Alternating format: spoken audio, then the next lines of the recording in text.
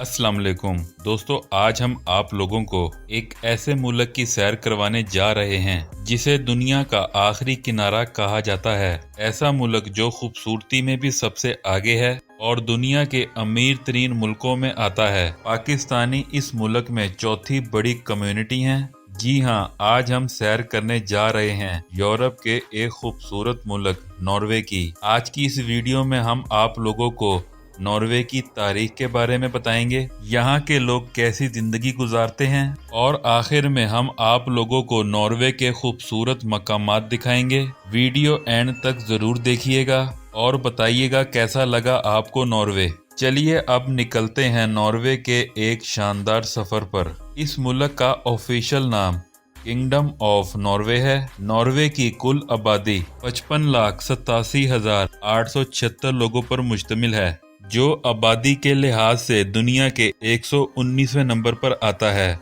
Norway का कुल रकबा 3,85,000 मुरब्बा किलोमीटर है, जो रकबे के लिहाज से दुनिया के 62वें नंबर पर आता है। नॉर्वे में 84% लोग शहरों में रहते हैं और 16% लोग गांव में आबाद हैं। छोटा मुल्क होने के बावजूद ये दुनिया के अमीर तरीन मुल्कों में आता है। यहाँ के लोग खुशहाल जिंदगी गुजारते हैं। लोगों को गुस्सा बहुत कम आता है। ये लोग ज्यादा सोशल नहीं हैं। सबको अपने काम से मतलब होता है। ये कभी भी दूसरों के काम में टांग नहीं अड़ाते। दोस्तों, नॉर्वे यूरोप का छठा बड़ा मुल्क है। अगर इसके बॉर्डर्स की बात करें तो स्वीडन, रशिया, फिनलैंड और समुद्री फासले पर डेनमार्क लगता है। आज तक ये मुल्क अपने किसी भी हमसाये मुल्क से जंग नहीं लड़ा। छोटा मुल्क होने के बावजूद इस मुल्क ने बहुत तरक्की की है। नॉर्वे की ऑफिशियल जुबान नॉर्वीजन है।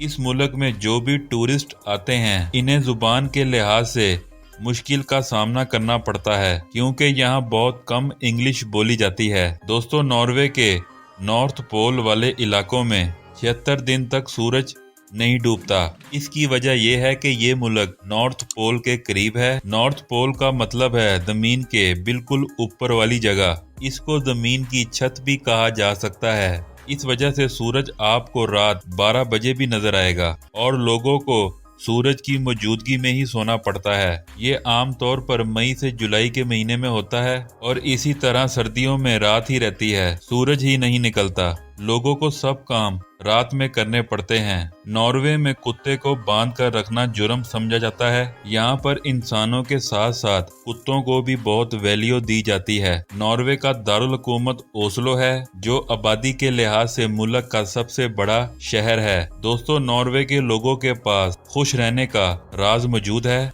बस आपको सर्दियों में ठंडे पानी से नहाना होगा। जी हाँ, यहाँ के लोगों का मानना है कि सर्दी में ठंडे पानी से नहाने से इंसान खुश रहता है। इनके मुताबिक सर्दी में ठंडे पानी में नहाने से दिमाग में ऑक्सीजन आती है और आप कई अरसे तक खुश रहते हैं। आप इस मुल्क में गाड़ी पर सफर करें या ट्रेन पर सफर करें, आपको खूबसूरत नज़ारे हर तरफ देखने को मिलेंगे। नदियाँ, पहाड़, वादियाँ, कुदरती खूबसूरती से ये भरा हुआ मुल्क है। दोस्तों, क्या आप जानते हैं कि नॉर्वे में चौथी सबसे बड़ी कम्युनिटी पाकिस्तानी है। यहाँ पर मौजूद पाकिस्तानी बहुत अच्छी जिंदगी गुजारते हैं। दोस्तों, ये दुनिया के महफूज तरीन मुल्कों में आता है। इस बात का अंदाजा आप यहाँ से भी लगा सकते हैं। 2022 में इस मुल्क में क्राइम की रेशो 0.00% थी। नॉर्वे का मौसम ज्यादातर सर्द रहता है और बर्फबारी भी बहुत ज्यादा होती है, लेकिन सर्दी में इस मुल्क का नज़ारा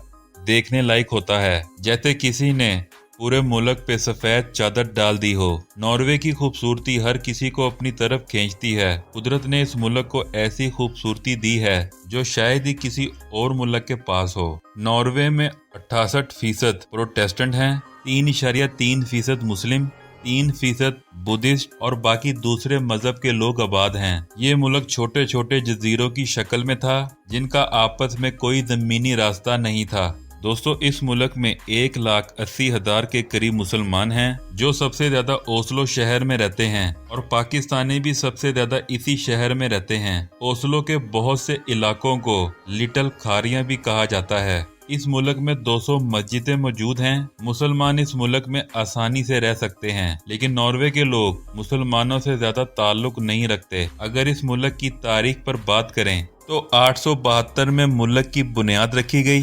1263 में नॉर्वेजियन एम्पायर बनी, 1500 में डेनमार्क और नॉर्वे इकट्ठे हुए। नेपोलियन की जंगों की वजह से 1814 में नॉर्वे और डेनमार्क अलग हो गए। 1940 में जर्मनी ने इस मुल्क पर कब्जा कर लिया। दूसरी जंगे अजीम के बाद 8 मई 1945 में इस मुल्क को जर्मनी से आज़ादी मिली। 2017 में नॉर्वे दुनिया का पहला मुल्क था जिसने रेडियो पर पाबंदी लगा दी। नॉर्वे की जीडीपी 593 बिलियन डॉलर है, जो दुनिया के 24वें नंबर पर आती है। यहाँ के लोगों की सालाना आमदनी 1,18,000 डॉलर है, जो दुनिया के चौथे नंबर पर है।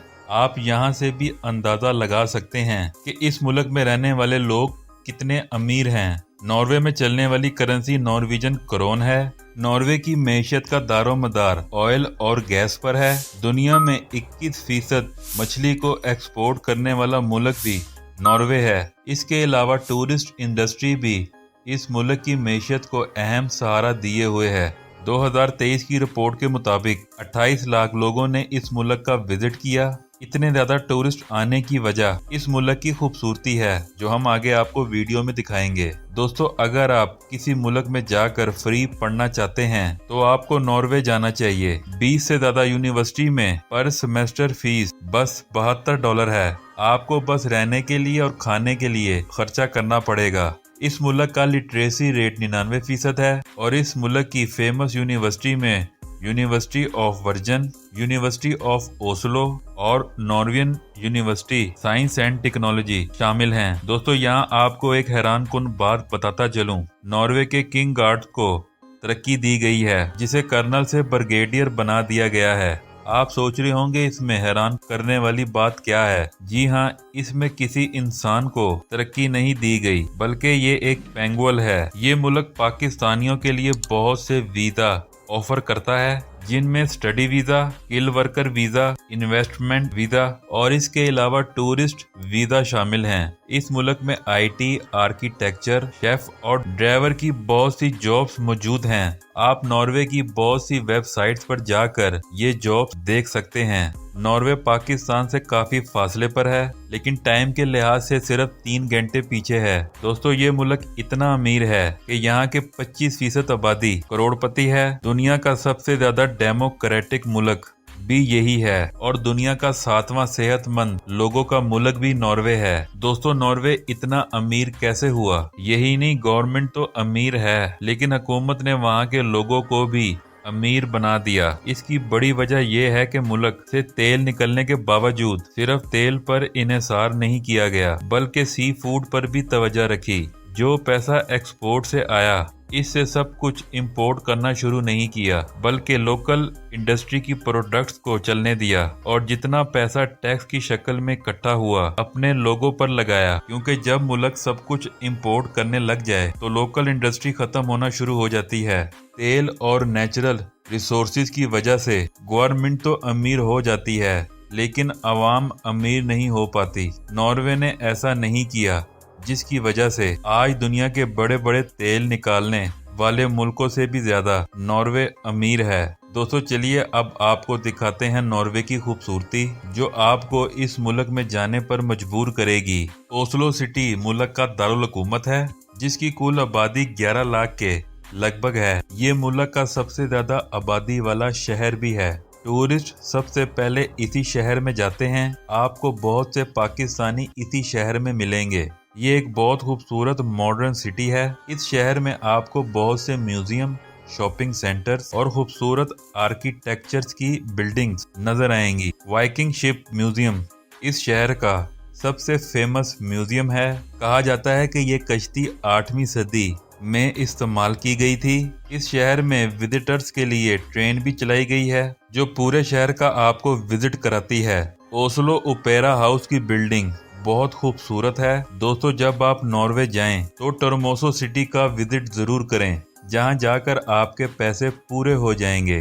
इस जगह आपको नॉर्दर्न लाइट्स देखने को मिलेंगी। आमतौर पर ये लाइट्स नवंबर से जनवरी तक नजर आती हैं। जो नॉर्वे जाता है इनका विजिट जरूर करता है। इस शहर में भी आपको बहुत ज्यादा खूबसूरत बिल्डिंग देखने को मिलेंगी। इस मुल्क के गांव देखने के बाद आपका कहीं और जाने को दिल नहीं करेगा। आप सोचते ही रह जाएंगे कि गांव इतने भी खूबसूरत हो सकते हैं। दोस्तों, कहा जाता है कि दुनिया का आखिरी किनारा भी इसी मुल्क में मौजूद है। इस इलाके का नाम शमे है। यहाँ पर एंड ऑफ वर्ल्ड का बोर्ड भी लगाया गया है। दोस्तों, एंड ऑफ वर्ल्ड के साथ आज हम अपनी वीडियो का एंड करते हैं। दोस्तों, ये थी आज की हमारी बहुत ही इंफॉर्मेटिव वीडियो। आपको कैसी लगी कमेंट्स में लाजमी बताइएगा। मुझे दें इजाजत, मिलते हैं किसी अगली वीडियो में। तब तक के लिए अल्लाह हाफिज।